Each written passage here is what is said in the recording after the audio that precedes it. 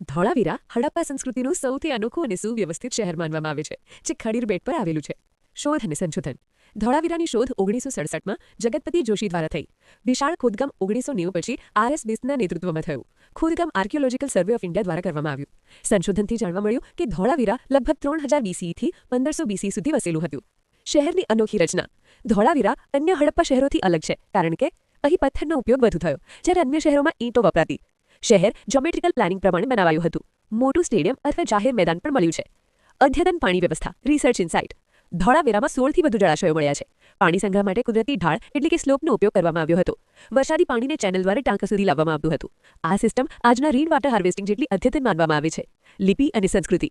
અહીંથી મળેલી સાઇનબોર્ડ જેવી લિપિ હડપ્પા સંસ્કૃતિની સૌથી મોટી લખાણોમાંની એક છે. હજુ સુધી આ લિપિ સંપૂર્ણ રીતે વાંચી શકાય નથી, એટલે કે ધોળાવીરા હજુ પણ એક રહસ્ય છે. અહીં કેટલીક સમાધિઓમાં માનવ અવશેષો નથી મળ્યા. સંશોધકો માને છે કે આ સિમ્બોલિક બેરિયલ્સ હોઈ શકે. પતનના કારણો. Research theory. વિજ્ઞાનીઓ માને છે કે ધોળાવીરાનું પતન થયું કારણ કે હવામાનમાં બદલાવ, ક્લાઇમેટ ચેન્જ, પાણીની અછત, નદીના માર્ગમાં ફેરફાર. વૈશ્વિક મહત્વ. 2021માં યુનેસ્કો વર્લ્ડ હેરિટેજમાં સમાવેશ. વિશ્વના સૌથી સારી રીતે સંરક્ષિત હડપ્પા શહેરોમાંથી એક. વિડીયો માટે ખાસ હુક ફેક્ટ્સ. 4500 વર્ષ પહેલા લોકો પાસે અંડરગ્રાઉન્ડ વોટર સિસ્ટમ હતો.